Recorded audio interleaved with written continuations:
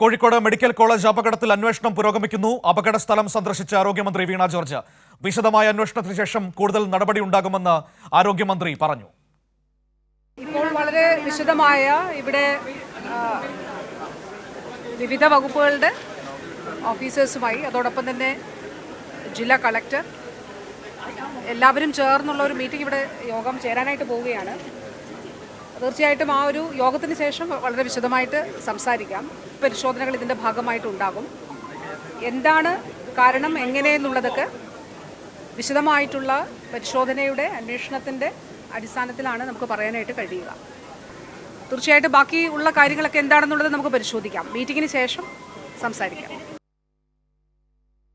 കൂടുതൽ വിവരങ്ങളുമായി കോഴിക്കോട് നിന്ന് മേഘ കൂടി നമ്മളോടൊപ്പം ചേരുകയാണ്. മേഘ, ഇപ്പോൾ ആരോഗ്യമന്ത്രി സംഭവസ്ഥലം സന്ദർശിച്ചു. ഇനിയിപ്പോൾ ഒരു പ്രധാനപ്പെട്ട യോഗം ചേരാൻ പോവുകയാണ്. ജില്ലാ കളക്ടർ അടക്കമുള്ളവരുടെ യോഗം ചേർന്നു.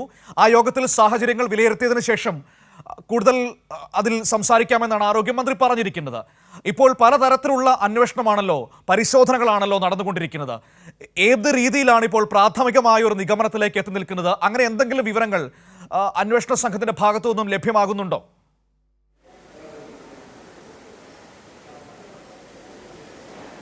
മനു, നിലവിൽ ആരോഗ്യമന്ത്രിയുടെ നേതൃത്വത്തിൽ ഉന്നതതല യോഗം കോഴിക്കോട് മെഡിക്കൽ കോളേജിൽ ചേർന്നുകൊണ്ടിരിക്കുകയാണ്. വിവിധ വകുപ്പ് മേധാവികൾ, MLA മാർ, ദുരന്ത നിവാരണ അതോറിറ്റി ഉദ്യോഗസ്ഥർ, ഇലക്ട്രിക്കൽ വിഭാഗം, അങ്ങനെ എല്ലാവരും ഈ യോഗത്തിൽ പങ്കെടുക്കുന്നു.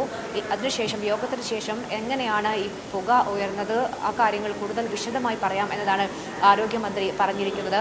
ഇപ്പോഴും ഒരു സ്ഥിരീകരണം വന്നിട്ടില്ല. എങ്ങനെയാണ് യു പി എസിൽ നിന്നാണ് പുക ഉയർന്നത് എന്ന് തന്നെയാണ് വ്യക്തമായത്. പക്ഷേ എങ്ങനെയാണ് ഈ സംഭവം ഉണ്ടായിരിക്കുന്നത് എന്നത് ഇപ്പോഴും വ്യക്തമായിട്ടില്ല. ഒരു പക്ഷേ അന്വേഷണം പൂർത്തിയായാൽ മാത്രമേ അതുമായി ബന്ധപ്പെട്ടുള്ള കൃത്യമായ വിവരം നമുക്ക് പങ്കുവയ്ക്കാൻ സാധിക്കുകയുള്ളൂ.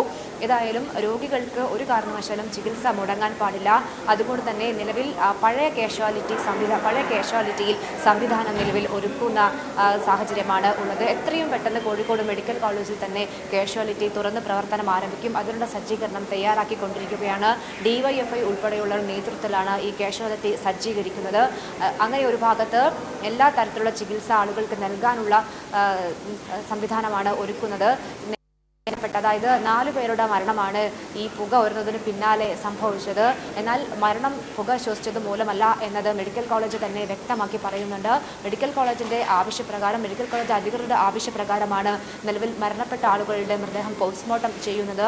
ഒരു കാരണവശാലും ഒരു സംശയം ഇനിയുള്ള നാളുകളിൽ ബാക്കി നിൽക്കാൻ പാടില്ല. അതുകൊണ്ടാണ് പോസ്റ്റ്മോർട്ടം വേണമെന്നൊരാവശ്യം മെഡിക്കൽ കോളേജ് അധികൃതർ കൂടി ഉന്നയിച്ചത്. ഏതായാലും പോസ്റ്റ്മോർട്ടം നടപടികൾ ഒരു ഭാഗത്ത് പുരോഗമിക്കുന്നു. പോസ്റ്റ്മോർട്ടം റിപ്പോർട്ട് വന്നാൽ ശേഷം മാത്രമേ എങ്ങനെയാണ് മരണം സംഭവിച്ചത് എന്ന് കൃത്യമായ വിവരം പുറത്തു വരികയുള്ളൂ. ഏറ്റവും കൂടുതൽ സീരിയസ് ആയ രോഗികൾ തന്നെയാണ് മരണപ്പെട്ടത് എന്നതാണ് മെഡിക്കൽ കോളേജ് അധികൃതർ ഉൾപ്പെടെ വ്യക്തമാക്കുന്ന കാര്യം. ഏതായാലും ഈ അടിയന്തര യോഗം, അതായത് നേരത്തെ ഒരു HOD-മാരുടെ യോഗം ഇവിടെ മെഡിക്കൽ കോളേജിൽ ചേർന്നിരുന്നു. അതിന് പിന്നാലെയാണ് ഇപ്പോൾ ആരോഗ്യമന്ത്രിയുടെ നേതൃത്വത്തിൽ ഉന്നതതല യോഗം നടക്കുന്നത്. മന്ത്രി AK ശശീന്ദ്രൻ കൂടി യോഗത്തിൽ പങ്കെടുക്കുന്നുണ്ട്. ഈ യോഗത്തിന് ശേഷം കൃത്യമായ കാര്യം മന്ത്രി തന്നെ വിശദീകരിക്കും. മനു, ഈ അപകടവുമായി ബന്ധപ്പെട്ട്. ശരി മേഘ, കോഴിക്കോട് നിന്ന് വിവരങ്ങൾ നൽകിയത്. ഏതായാലും വളരെ പ്രധാനപ്പെട്ട സംഭവ വികാസങ്ങളാണ് നടന്നുകൊണ്ടിരിക്കുന്നത്. ഇപ്പോൾ ആരോഗ്യമന്ത്രിയുടെ നേതൃത്വത്തിൽ ഉന്നതതല യോഗം ചേർന്നു. അതോടൊപ്പം തന്നെ ഏറ്റവും പ്രധാനപ്പെട്ട കാര്യമെന്ന് പറയുന്നത് ഈ കാഷ്വാലിറ്റിയുടെ പ്രവർത്തനം പഴയ രീതിയിലാക്കാനുള്ള നടപടിക്രമങ്ങൾ വളരെ വേഗത്തിൽ മുന്നോട്ട് പോയിക്കൊണ്ടിരിക്കുകയാണ്. കാഷ്വാലിറ്റി തയ്യാറാക്കുന്നതിനുള്ള നീക്കങ്ങൾ വളരെ വേഗത്തിൽ നടന്നുകൊണ്ടിരിക്കുന്നു എന്നാണ് ഇപ്പോൾ നമുക്ക് മനസ്സിലാക്കാൻ വേണ്ടി കഴിയുന്നത്.